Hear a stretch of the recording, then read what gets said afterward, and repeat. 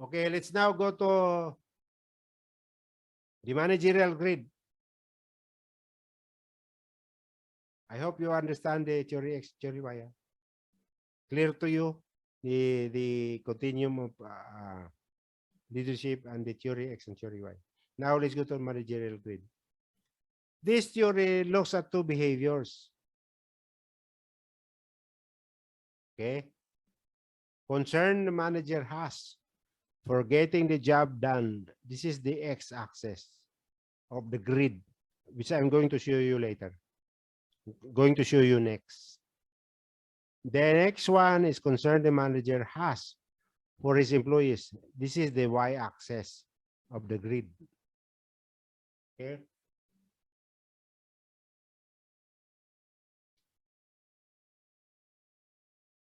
Nine degrees of both concerns.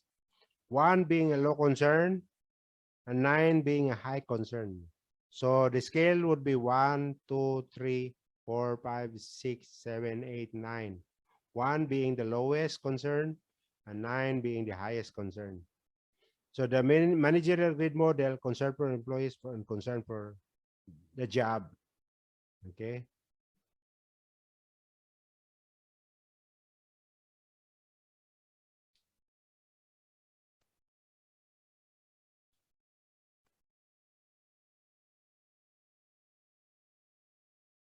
So this is the managerial grid.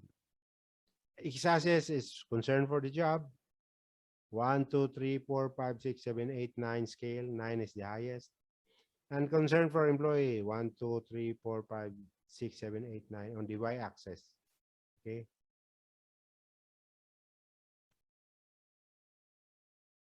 So box number 1 is the task manager. Task manager is 9, 1. X-axis is 9. Y-axis is 1. Okay. Right here in this box, in this grid. Okay. High concern for the job and low concern for the employee. Okay. That is task manager. I would call that task manager. Okay. The second one, box 2, is the country club manager. Okay.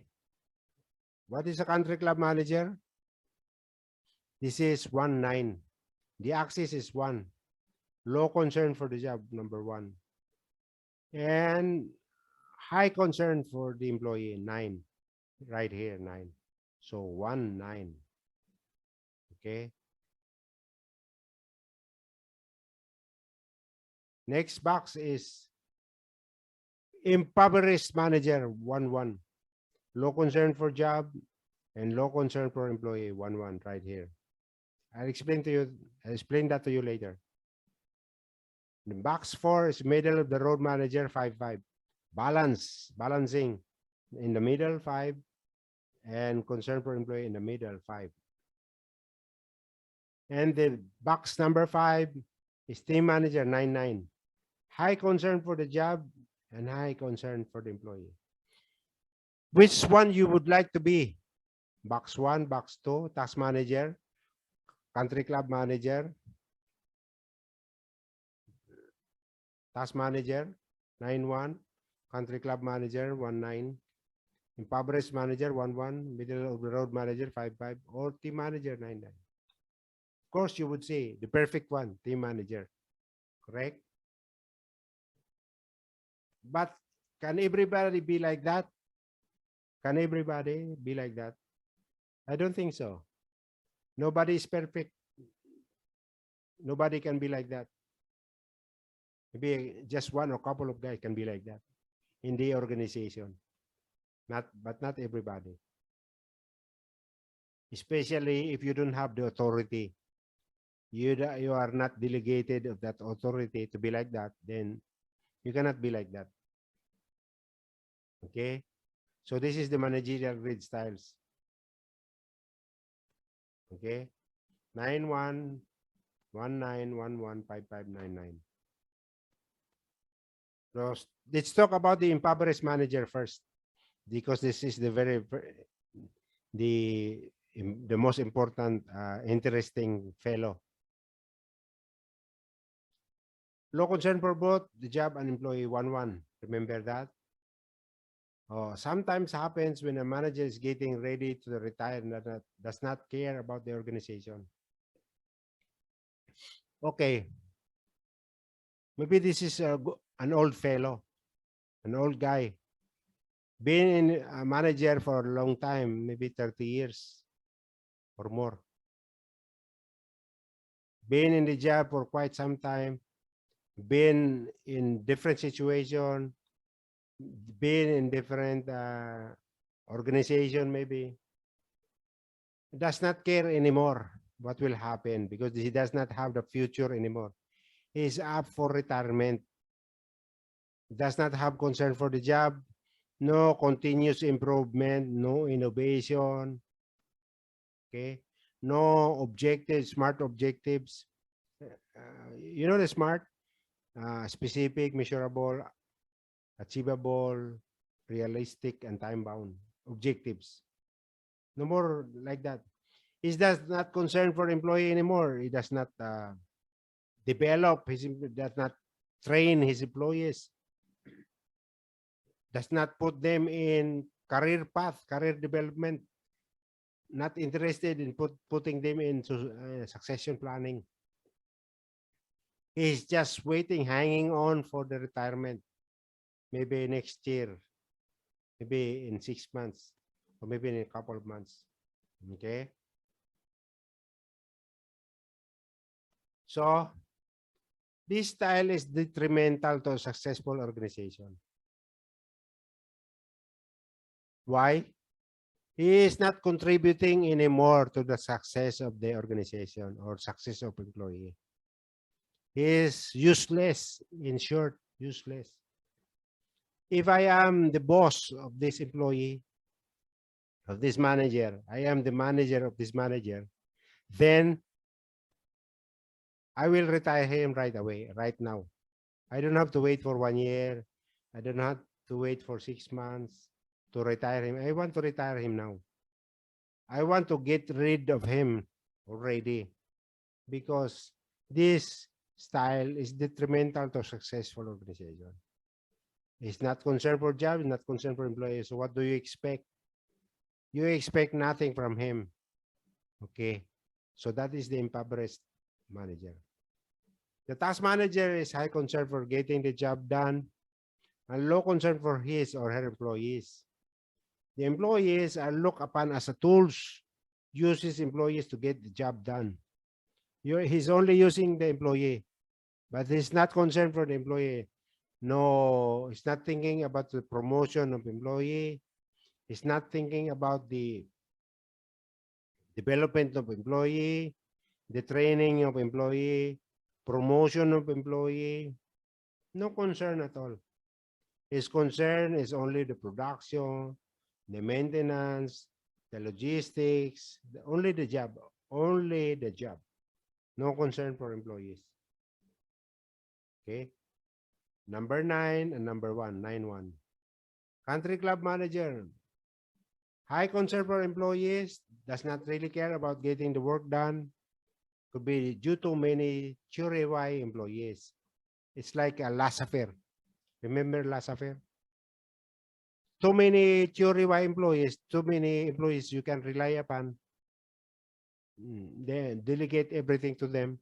Then you don't have to do anything. This is the country club manager. Number 9, rather number 1 for concern for job, and number 9, 1-9, concern for employee. Middle of the road manager. This is in the middle, probably a young manager. Balances a concern for employees with concern for the job. The manager is firm but fair. A young manager. He wants to prove something. He wants to learn something. He's very keen on improvement. He's very keen on development. Development for the job, development for the people. So it's really balancing it. And the team manager, maximum concern for both employees and the job. According to the managerial grade theory, we should all strive to achieve a 9-9 status. This is like the general manager. It could be a HR manager. But most of the time, HR manager are like uh, more concerned for people rather than the job. Yeah, like that one. Human resource manager, more concerned for employee rather than the job. Okay. And the task manager or the 9-1, more concerned for the job rather and low concern for the employee is the production manager. One classic example. He wants to produce, produce, produce, produce. He does not care the welfare, the health and safety of his employees. But nowadays we're changing the mindset of the production manager. We're telling them you have to have concern of the employee as well. But you cannot avoid the fact that the production manager are really 9-1 in terms of the managerial grid. Okay. So the 9-9 is the general manager. And you know the other one, total disaster. This is the impoverished manager, 1-1. Okay. You understand now the managerial grid? So more or less, you know now how to select the best leadership by doing this model, by implementing this label. So which one you like most? Is it the continuum of leadership? Is it the theory X and theory Y? Or is it the managerial? Me personally, my opinion, I like the theory X and theory Y. But continuum and this managerial grade are also good. Okay, you can also, it is also good. It's just my opinion. I like it more, theory X and theory Y. Because from the, from the training manager perspective, I would like to train and develop, train and develop, train and develop. And by looking at the theory X and theory Y, more weaknesses in the theory X, then I know what to do. Train and develop those guys. Okay? So these are the behavior theories considerations. These theories try to explain that leadership effectiveness has something to do with the leader's actions or behaviors. It is something to do with the action, whatever it is, or the behavior of the leadership or the managers. You want to be effective leadership, then choose the right leadership behavior that you want, leadership behavior approach, okay, that you want to implement. So you know where to go, right? So if you have new employees, you go for telling. If you have a little bit of more improved employees, you go for telling. Really good now employees participating, and really good employees, you go for delegating. You use the use of authority of the manager become lesser to delegating, and the participation of employees from less to more participation when it comes to delegating, and use the autocratic, democratic, and laissez-faire of leadership. Okay, you remember that? Okay, I hope so. So look at successful leaders and see what they do to be successful. Try to benchmark what type of leadership that